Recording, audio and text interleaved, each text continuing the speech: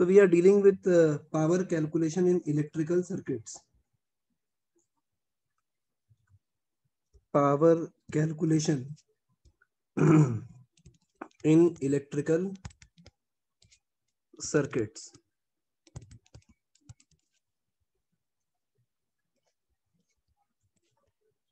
तो अगर अपने कोई एक पोर्शन अगर बनाते हैं इलेक्ट्रिकल सर्किट का, तो पोर्शन का मतलब क्या हो गया, मैं एक रेजिस्टेंस ड्रॉ कर रहा हूं इधर। तो अगर अपने ये एक सिंपल रेजिस्टेंस अगर कंसिडर करें एक इलेक्ट्रिकल सर्किट में, मतलब सर्किट है और अपने सिर्फ इस रेजिस्टेंस के बारे में बात करें कि यहाँ पे कितना पावर और उसके ऊपर चर्चा अपने कर पाए। And I current is flowing through this resistor having a resistance R. तो एक बात यहाँ पे तय है कि if I write the expression V equal to IR, so this V is representing potential difference across the terminal A and B. I is the current flowing through the resistor and I is the resistance offered by it. अब अगर अपने power calculation के ऊपर अगर आए तो अपने बोलते हैं कि the power in an electrical circuit, the power spent in an electrical circuit is given by potential difference into current. तो potential difference across the two terminal and the current flowing through that. तो power is written as VI. तो power को अगर अपने VI लिखते हैं तो मैं यहाँ पे क्या कर रहा हूँ, मैं यहाँ पे इसको अलग अलग फॉर्मेट में एक्सप्रेस कर रहा हूँ। तो V क्या हो गया, V is potential difference across the resistor और द बल्ब और कोई भी इलेक्ट्रिकल कंपोनेंट जिसके बारे में अपने चर्चा कर रहे हैं, and I is current flowing through that component, and I is current flowing through that component. तो अगर अपने इसको ओम्स लॉ से अगर एक्सप्रेस करें तो मैं लिखता हूं फ्रॉम ओम्स लॉ, तो अपने बोलते हैं V equal to I R. तो V की जगह अगर मैं आई आर अगर पुट करता हूं तो P will become I square R, या और अपने लिखते हैं also I can be written as V by R. तो अगर I की जगह अगर रिप्लेस कर दें तो P will become V square upon R. तो ये जो है ये सारा पॉसिबिलिटी है। तो यहाँ पे एक फॉर्मूला हो गया पावर इक्वल टू वी आई, एक हो गया आई स्क्वायर आर और एक हो गया वी स्क्वायर अपॉन आर। तो all the three definitions are equally applicable. ये प्राइमरी डेफिनेशन है और इस डेफिनेशन से अपने ये दोनों डेफिनेशन यानी कि मैथमेटिकल फॉर्मूला जो है इसको डिड्यूस किए। तो all the three formulas can be used based on the considering situation. अगर आपको current flowing through the resistor दिया हुआ और रेजिस्टेंस का वैल्यू पता है तो आप आई स्क्वायर आर लगा सकते हैं। अगर आपको पोटेंशियल डिफरेंस पता है और रजिस्टर जानते हैं आप तो वी स्क्वायर अपॉन आर लगा लें। And if I talk about the energy spent in the circuit, so the energy spent in the circuit is given by the product of power and time. तो power और time को अगर मैं multiply कर दें तो energy spent in the circuit आ जाएगा। तो अपने बोलते हैं कि the energy spent in the circuit from the three equation can be written as, तो पहले वाले को अगर मैं मॉडिफाई करें तो आ जाएगा वी आई टी, दूसरे वाले को अगर मॉडिफाई करें तो आ जाएगा आई स्क्वायर आर टी, टी से मल्टीप्लाई कर दिया, तीसरे वाले को मल्टीप्लाई करें तो आ जाएगा V square T upon R. तो ये तीन जो फॉर्मूला है ये अपने साथ आ जाएगा, u equal to V I T, u equal to I square R T, u equal to V square T upon R. So we have these six essential formulas which we have when it comes to power and energy calculation in an electrical circuit. When it comes to power or electrical energy calculation in an electrical circuit, so we will be doing using these six formulas at hand. अगला एक और मुद्दा अपने बात कर लेते हैं, unit, electrical unit of energy. तो ये भी एक इंपॉर्टेंट बात है। तो इसको बोलते हैं इलेक्ट्रिकल यूनिट ऑफ एनर्जी। तो इसको पहले समझेंगे, इसके बाद इसका बात को समझ में आएगा अच्छे से। तो अब अगर अपने कोई एक बेसिक एग्जांपल अगर ले लें तो मैं बोलता हूँ let us take example of a 10 watt bulb जो अपने घर में इस्तेमाल कर रहे हैं। तो ये 10 वॉट बल्ब अगर मैं 1 आवर के लिए यूज करूंगा तो ये कितना आ जाएगा, तो ये बन जाएगा 10 वॉट आवर। तो वॉट और आवर को मल्टीप्लाई कर दिया तो बन गया 10 वॉट आवर। बेसिकली हमने पावर इंटू टाइम कर दिया है, बस मैंने ऐसा यूनिट में नहीं किया, इसको सेकंड में कन्वर्ट नहीं किया, तो मैंने इसको लिख दिया वॉट आवर, तो इट बिकम्स 10 वॉट आवर। अब तुम्हारे मन में ऑब्वियस सा बात आएगा, सर आप ऐसे कैसे कर सकते हैं, you should convert it into SI terms. तो अब यहाँ पे बात को पहले समझा जाए। ये जो बल्ब का अपने बात कर रहे हैं, तो 1 घंटा बल्ब चलने वाला जो बल्ब है वो बड़ा कम होता है।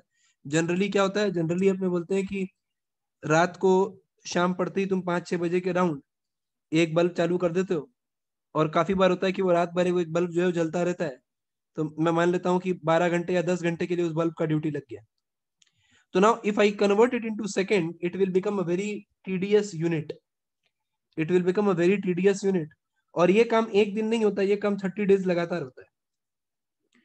तो अगर मैं इसको अगर सेकंड में कन्वर्ट करके अगर यूज करूंगा, तो the unit will not be of convenient size. Unit जो होगा वो मेरे लिए जूल जो जैसे यूनिट है वो बहुत छोटा पड़ेगा। तो that is why we need another unit for electrical energy calculation. क्योंकि ये तो एक अप्लायंस का बात हुआ, ऐसा 5-10 अप्लायंस होगा, 20 अप्लायंस होगा, वो सब 30 दिन चल रहा होता है। तो सब मिला करके जो एनर्जी कंजम्पशन है उसका वैल्यू को अपने अगर जूल में कन्वर्ट अगर करके कैलकुलेट अगर करते हैं, तो it is not at all a judicious choice, it is not at all a judicious choice. तो अपने बोलते हैं the electrical unit of energy is kilo watt hour. तो अपने यहाँ पे लिखते हैं the electrical unit of energy is kilo watt hour. The electrical unit of energy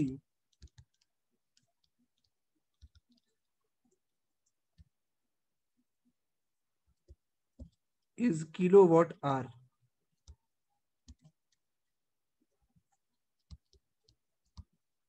तो अपने बोलते हैं if an appliance of power rating 1 kilowatt, if an appliance of power rating 1 kilowatt is used for 1 hour,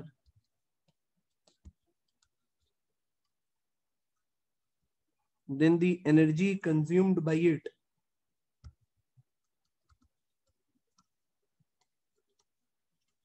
is said to be 1 kilowatt hour। तो अपने बोलते हैं कि 1 kilowatt hour is equal to 1 kilowatt into 1 hour. तो 1 kilowatt का मतलब हो गया 1000 वाट, और 1 आवर का मतलब हो गया 3600 सेकेंड। तो इसको अगर अपने एक्सप्रेस अगर करें तो मैं यहाँ पे लिख देता हूँ कि 1 kilowatt hour is equal to 3.6 into 10⁶ joule. तो 1 kilowatt hour is written as 3.6 into 10⁶ joule. तो it is a very important unit. तो अपने इलेक्ट्रिकल एनर्जी जब भी यूज करेंगे तो अपने वॉट आवर या किलो वॉट आवर यूज कर सकते हैं। तो इलेक्ट्रिकल अप्लायंस का रेटिंग हम लोग को वॉट या किलो वॉट में दिया रहेगा, and we will multiply it with the hour it is being used, so the electrical energy consumption will turn out to be in kilowatt hour. तो ये हो गया इसका बेसिक्स। जब अपने पावर कैलकुलेशन का बात करते हैं तो ये हो गया इस पर्टिकुलर एस्पेक्ट का बेसिक्स कि भाई ऐसा ऐसा चीज है। अब एक पर्टिकुलर टाइप का प्रॉब्लम बड़ा पूछा जाता है, जिसमें बोलता है कि भाई पहले ये वोल्टेज था और अब वोल्टेज ये है, तो बताइए कि कैसे एनर्जी कंजम्पशन में बदलाव आ गया। तो इस ऐसा सवाल को सॉल्व करते टाइम एक चीज खाली दिमाग में रखेंगे, whenever you are solving that kind of problem, always remember always remember one thing, and that one thing is the resistance offered by the circuit will remain same। आप अगर पोटेंशियल डिफरेंस बदलेंगे तो करंट बदल जाएगा, लेकिन resistance of the bulb वो जो है वो चेंज नहीं होगा। The resistance of the bulb will remain unchanged, the resistance of the bulb will remain unchanged in such scenarios. तो जैसे अपने एक दो तो बेसिक सवाल ले लेते हैं, तो अपने को एक अंदाजा लग जाएगा कि भाई कैसे इसको सॉल्व करते हैं। So let us take a first problem on this particular aspect. Question अपने बोल रहे हैं an electrical kettle or kettle for use on a 230 volt supply is rated at 3000 watt. What is the current carrying in the cable connecting it? तो अपने बोलते हैं कि भाई यहाँ पे अगर क्वेश्चन का लैंग्वेज से अगर पावर लिखें तो power is equal to 3000 watt and it is operating at potential difference of 230 volt, और अपने चाहते हैं कि इसमें करंट कितना है ये पता लगाया जाए। तो अपने क्या करेंगे, तो working formula is power equal to V I. तो अपने बोलते हैं power is equal to potential difference into I. तो अपने लिख देते हैं कि 3000 is equal to 230 into I. तो करंट जो आएगा वो यहाँ से आ जाएगा एम्पियर में। So the value which we are getting is 13.04 ampere. मतलब ये हो गया कि अगर ऐसा कुछ दिया है कि जो वायर है वो कितना करंट कैरिंग कैपेसिटी का होना चाहिए, so the wire must be having current carrying capacity more than 13 ampere. 13.04 ampere तो इसका खुद का ऑपरेशनल वैल्यू आ रहा है। तो the current carrying wire must have the ability to carry current more than 13.04 ampere, more than 13.04 ampere। तो हम लोगों का जो काम है वो बन जाएगा।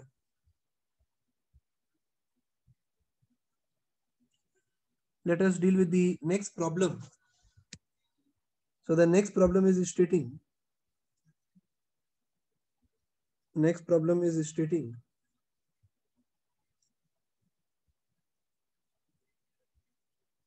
an electric bulb is rated as 10 watt 220 volt, 10 watt 220 volt. What is the resistance offered by this bulb? What is the resistance offered by this bulb?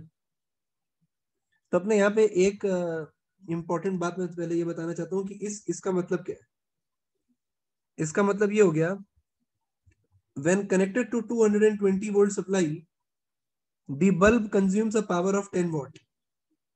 The bulb consumes a power of 10 watt. इसका meaning ये है, जब ऐसा बोलता है 10 watt 220 volt, इसका मतलब हो गया when connected to a potential difference of या electrical supply of 220 volt, the bulb draws a power of 10 watt. The bulb draws a power of 10 watt. तो अगर अपने यहाँ पे अगर इसको यूज करें तो वर्किंग फॉर्मूला अपने बोल रहे हैं पावर इक्वल टू वी आई। अपने को निकालना क्या है, निकालना तो हम लोगों को रेजिस्टेंस है। तो यहाँ पे दो चीज हो सकता है, तो तुम करंट निकाल करके रेजिस्टेंस निकाल लो। जब मैं बोलता हूँ कि मेरे को आई के बारे में इंफॉर्मेशन नहीं है, तो मैं लिखता हूँ कि from Ohm's law we can say I equal to V by R.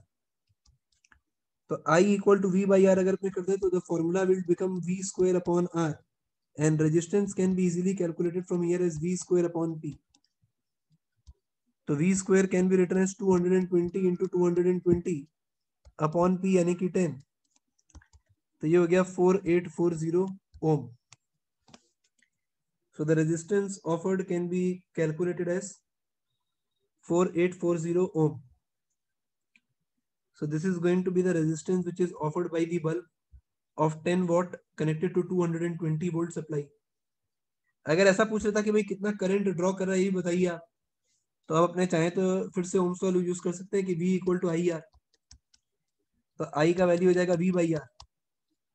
तो v is equal to 220 upon 4840। तो ये कैंसिल हो गया, ये हो गया 22। तो i equal to 1/22 ampere. i equal to 1/22 ampere.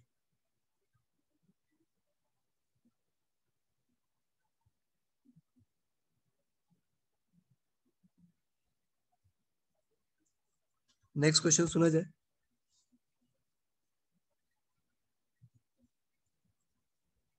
The next question is stating two lamps. तो दो लैंप के बारे में सवाल है। तो two lamps, one is rated at 40 watt 220 volt. इसको मैं बोल देता हूँ lamp 1, 40 watt 220 volt, and the other 60 watt 220 volt, and the another 60 watt 220 volt.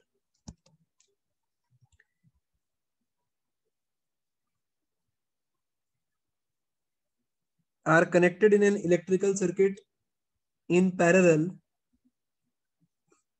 are connected in an electrical circuit in parallel and the problem is asking draw the circuit diagram, calculate the current drawn from the electric supply,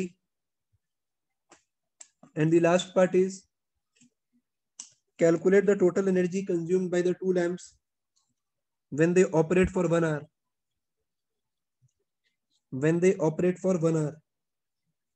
तो भाई इसको अगर अपने को parallel में अगर connect करना है तो we can draw arrangement like this.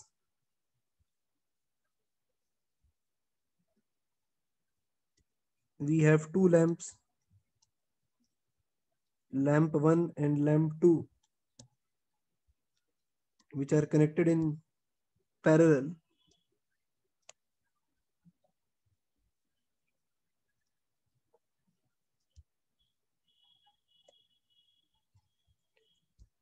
So the two lamps which are connected in parallel are like this.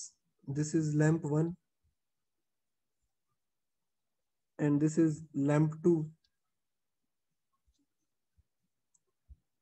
and they are connected in parallel to the 220 volt supply.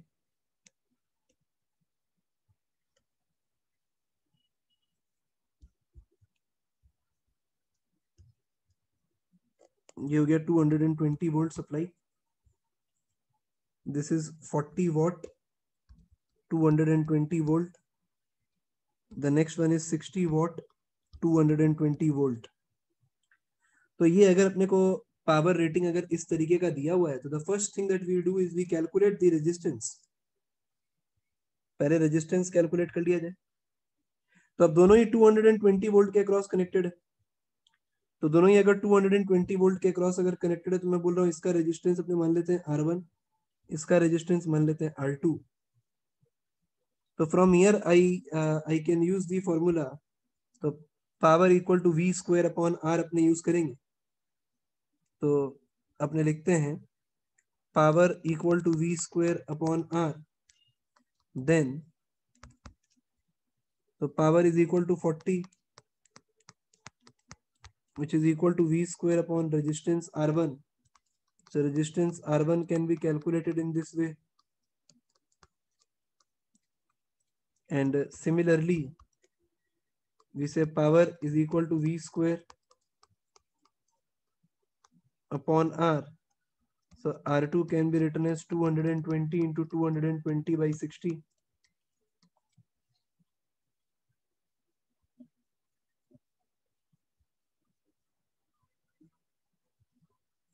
तो ये R1 का value कितना आ गया? ये R1 का value आ गया 1210 ओम. और जो दूसरा वाला है वो आ गया 220 into 220 divided by 60. That is, this one is turning out to be 806.66 ohm. And now they both are connected in parallel over here. तो पहले तो इलेक्ट्रिकल सर्किट बनाने के लिए बोला था तो हम लोगों ने बना दिया.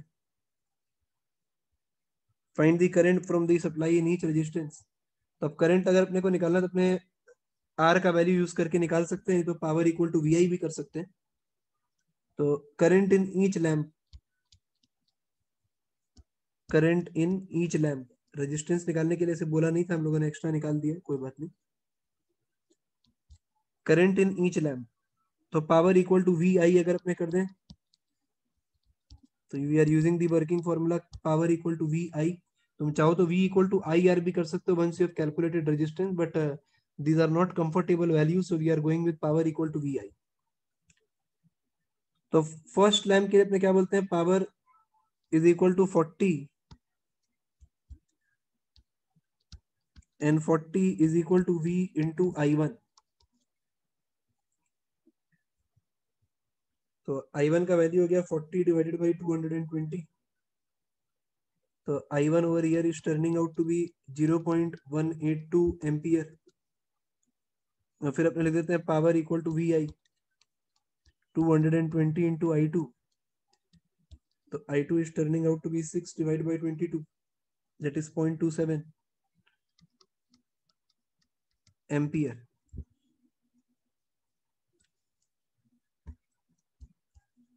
तो current drawn in each bulb हम लोगों ने निकाल दिया. नेक्स्ट बोल रहा है total energy consumed in 1 hour. तो अब सिंपल सा बात है ना, अगर 40 वॉट का लैंप है 1 आवर ऑपरेट करेगा तो एनर्जी कितना कंज्यूम कर लेगा 40 वॉट आवर। ये 60 वॉट का लैंप है 220 वोल्ट से अगर कनेक्टेड है तो ये कितना एनर्जी कंज्यूम कर लेगा 60 वॉट आवर। तो दोनों मिला के कितना एनर्जी कंज्यूम कर लिए 100 वॉट आवर। तो total energy consumed in 1 hour, total energy consumed in 1 hour is 100 watt hour. तो इंडिविजुअल कैलकुलेशन शो करके अपने ये चीज कर सकते हैं कि इंडिविजुअल कैलकुलेशन पहले शो कर दिया कि भाई ये 40 वॉट आवर, ये 60 watt hour, and then collectively they are consuming the total energy of 100 watt hour. They are using 100 watt hour.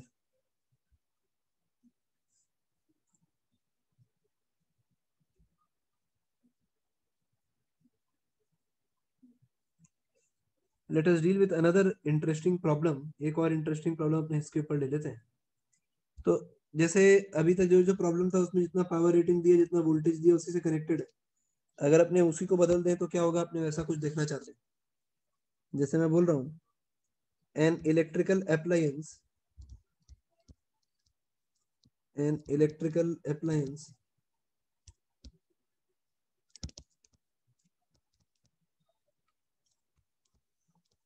having power rating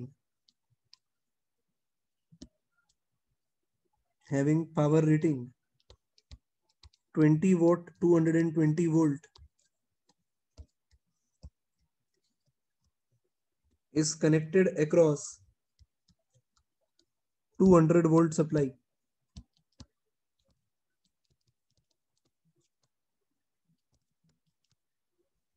Find the power it will consume.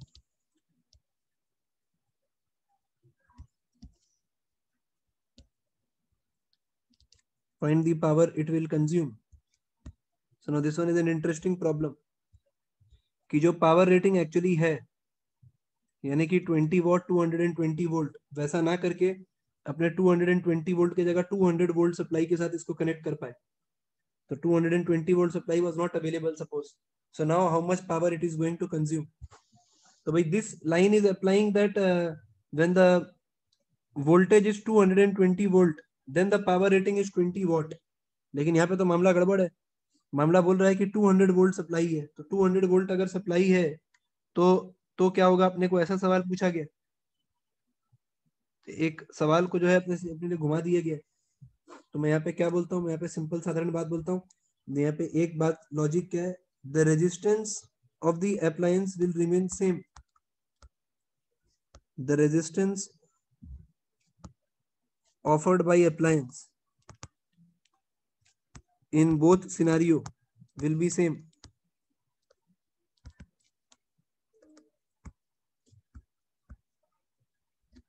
The resistance offered by appliance in both scenario will be same.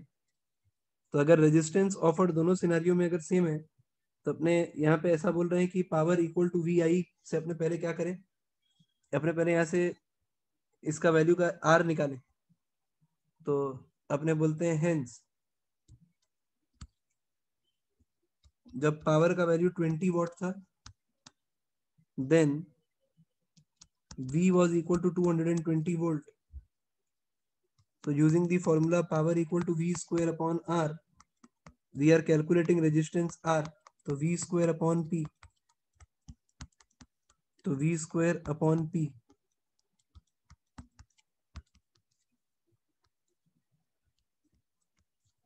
So we end up getting 2420 ohm. ये आ गया ना भाई।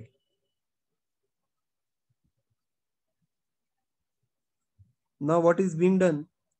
Now we say that voltage is equal to 200 volt and resistance is 2420 ohm. तो अपने पहले क्या करते हैं, पहले करंट निकालते हैं। तो V equal to I R, I equal to V upon R. तो इतना एम्पियर वैल्यू आ जाएगा। So we have 200 divided by 2420. So we have the current value that is turning out to be 0.082 ampere. You can make it 83, but it is 826. तो हालांकि अपने को इसका इस्तेमाल करना अपने फ्रैक्शन में इस्तेमाल कर लेते हैं। तो hence new power which is going to be consumed is VI. तो V is 200 into I. तो ये नया पावर रेटिंग आ गया हमारे पास, ये नया पावर रेटिंग आ गया हमारे पास.